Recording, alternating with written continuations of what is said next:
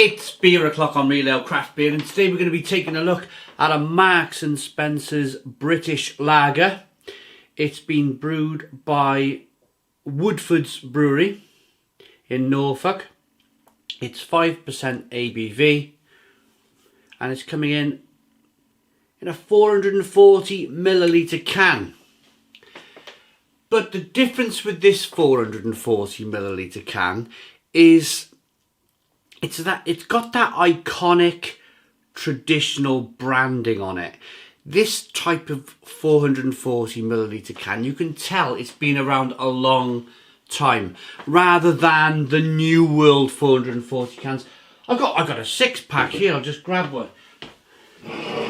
You know, where they're a little bit more kind of funky in the artwork and the marketing and the branding is a little bit more on point. You can just tell by this can that I think it's been brewed with traditionalists in mind. Does that make sense? So without further ado, let's get the beer out into a glass, see what we get. A little bit of smoke on the can opening. Beer in the glass.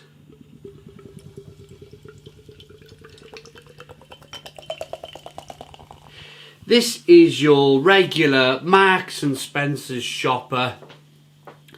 Bought himself a Marks and Spencer's £10 meal deal, or a Marks and Spencer's curry, or a pie or something like that, and has gone, I fancy a few decent beers. I don't want any of that kind of Carling or Foster's or nothing like that. I want something a little bit more premium than that. So they've gone with their own brand Marks and Spencer's beer. And the reason people do that is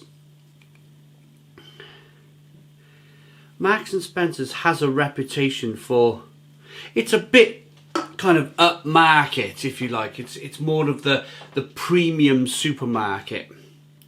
So I'm expecting a pretty decent lager, to be honest. 2-finger whitehead.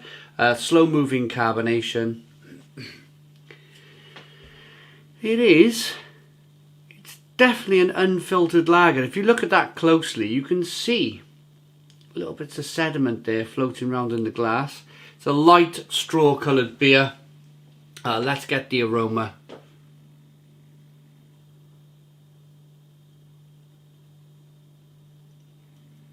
Yeah, it's got even though I'm going to say, well, it says it's a British lager, it's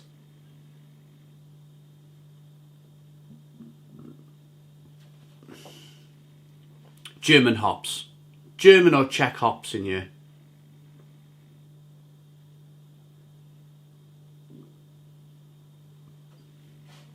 And they're probably using Woodford's yeast strain. I'm picking up a slightly fruity, estery yeast aroma in there as well. Let's dive in. Cheers, everyone.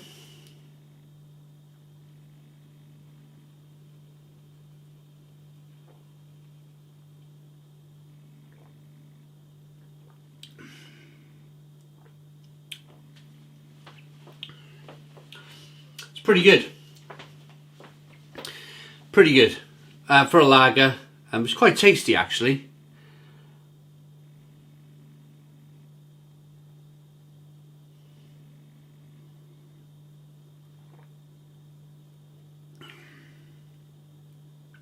Nice malt building here. It's a 100% all malt lager. You taste that. I like these all malt lagers. They are pretty good. I remember really kind of focusing in on it. I was in Turkey one year and it was boiling hot, and I was drinking a lot of the Efes, the local Turkish Efes beer, and it was alright.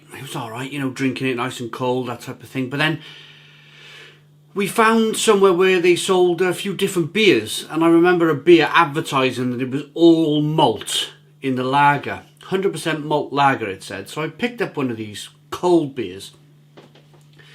And I remember after drinking the Efes for say 6 days, I remember how good this all malt lager was, because it was a really kind of, you could really get the malt and the flavours and the sweetness, and it was really nice. And ever since then, I've always looked for an all malt lager. This is a pretty good one. Carbonation pushes the beer around the inside of the mouth, releases more of that flavour. It's lemony, it's zesty. It's got a certain kind of spice character coming on the back end, a little bit of black pepper maybe.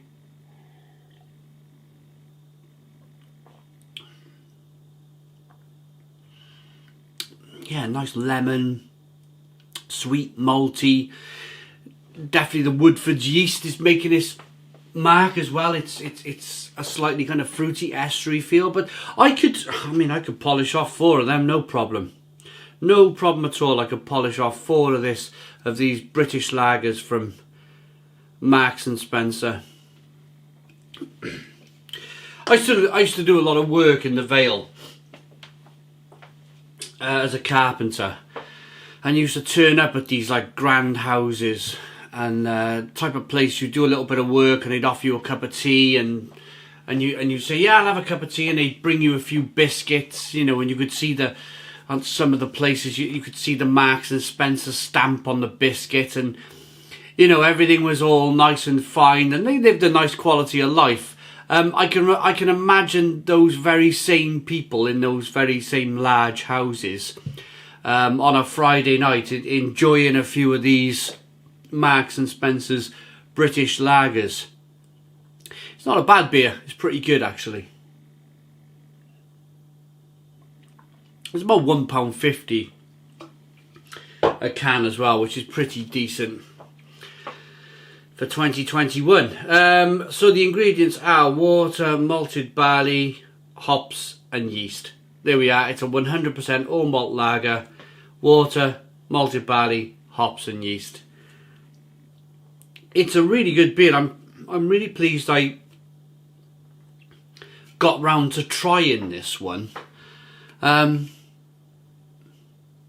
The branding's not great, I'm going to be honest. The branding, especially the cans I showed you just then, the branding's almost off-putting at this stage. It's so dated. If they made this a little bit more funky, a little bit more fresh, then I probably would have reviewed it a long time ago. But again, it boils down to that classic. It's got the lion, you know. It's about making people feel comfortable.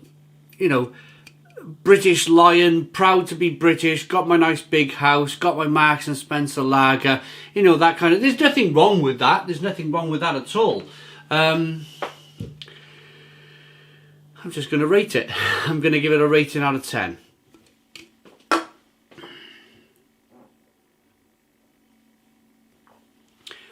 It looks good. Good carbonation. Nice head, nice taste.